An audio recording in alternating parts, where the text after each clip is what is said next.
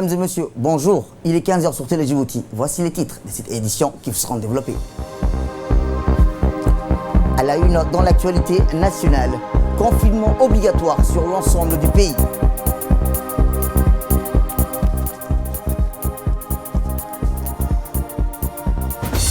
Et enfin, dans l'actualité internationale, à défaut de solidarité, des millions de vies sont en jeu dans le monde entier.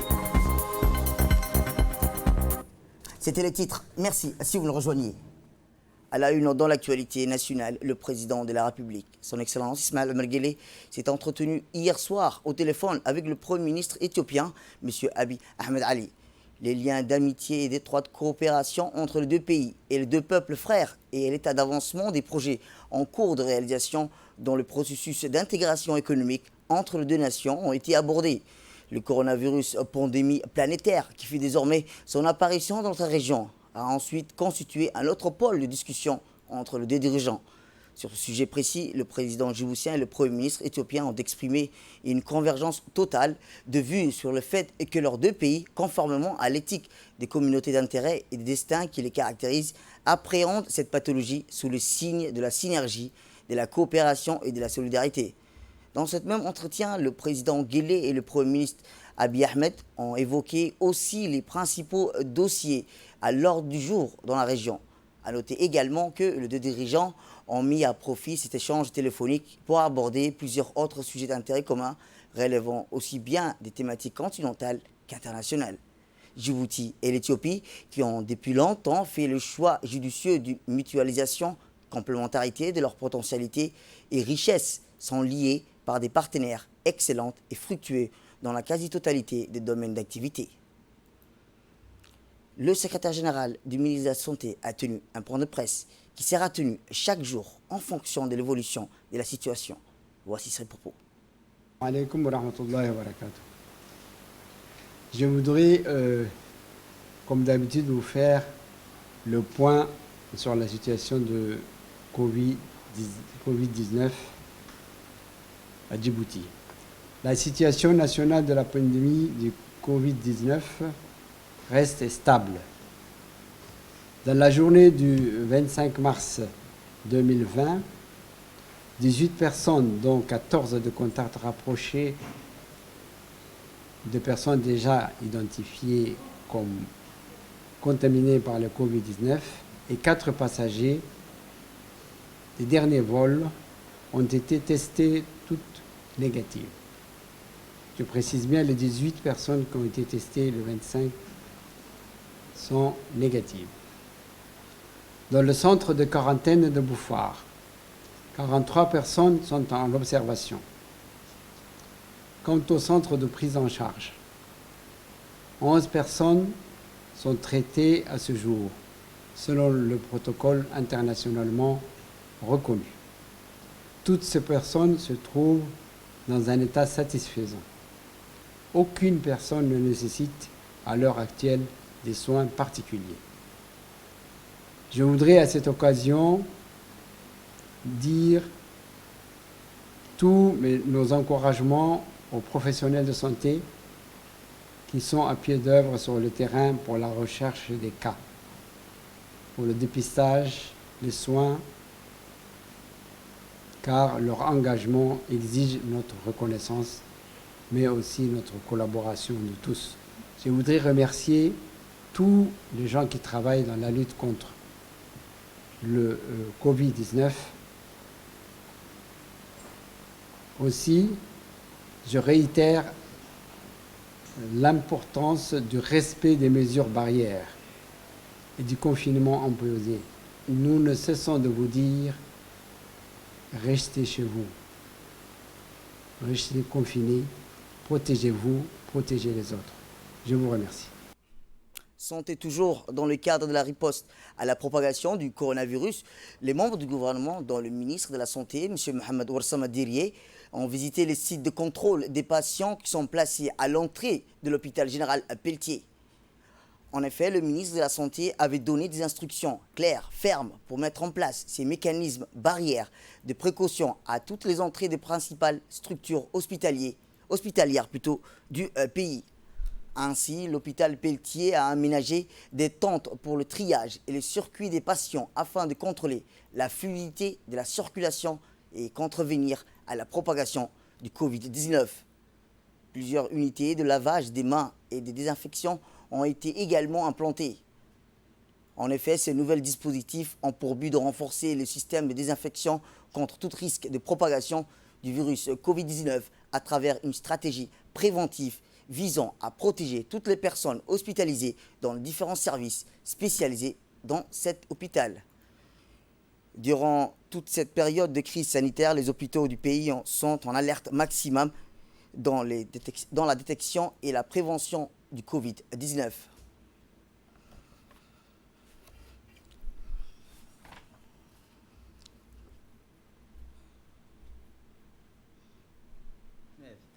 L'objectif de ces mesures, entre autres, est de limiter au maximum les regroupements au sein de l'hôpital pour casser la chaîne de transmission. Pour ce faire, il est demandé à la population de respecter l'ensemble de ces mesures, ce qui est annulé jusqu'au nouvel ordre. Toutes les consultations externes et habituelles, les activités programmées du bloc opératoire, les analyses biologiques non urgentes, les examens radiologiques non urgents, la visite des familles aux malades hospitalisés, l'accès des voitures à l'hôpital sauf les ambulances, ce qui est autorisé, les urgences médicales, les urgences chirurgicales, les analyses biologiques urgentes, les examens radiologiques urgents. Un accompagnant par malade hospitalisé est autorisé. L'hôpital Pelletier continuera à disponibiliser la restauration des patients et les accompagnants en raison de 3 fois par jour.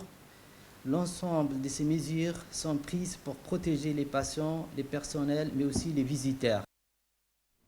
Sans transition, dans le cadre de la riposte et aussi à la propagation du coronavirus, le ministre de la Santé, M. Mohamed Warsama Dirie, a donné des instructions fermes afin de mettre en place des mécanismes de précaution et des mesures barrières aux entrées des principales structures hospitalières du pays.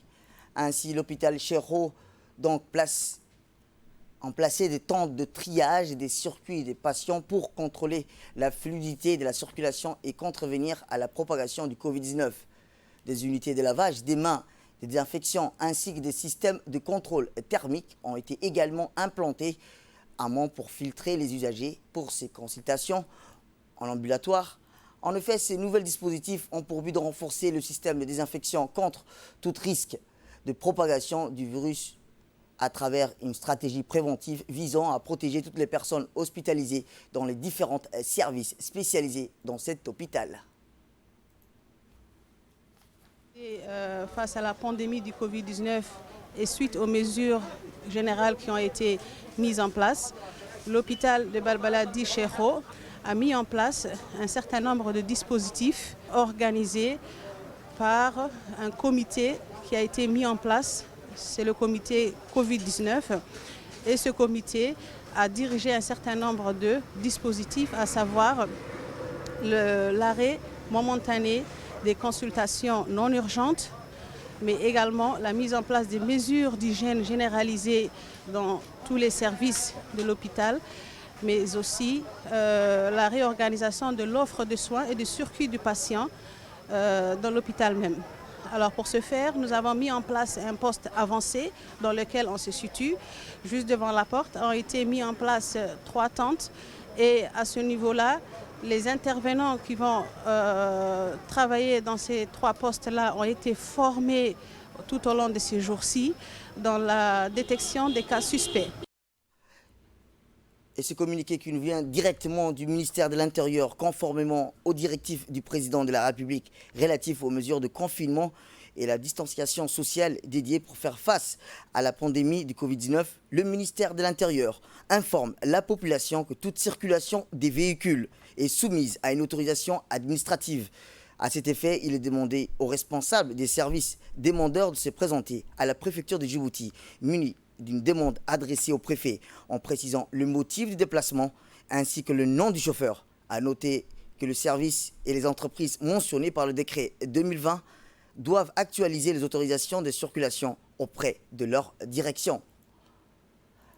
Après les décisions de confinement annoncées par le président de la République, nombreux sont les commerçants qui se conforment aux directives du chef de l'État.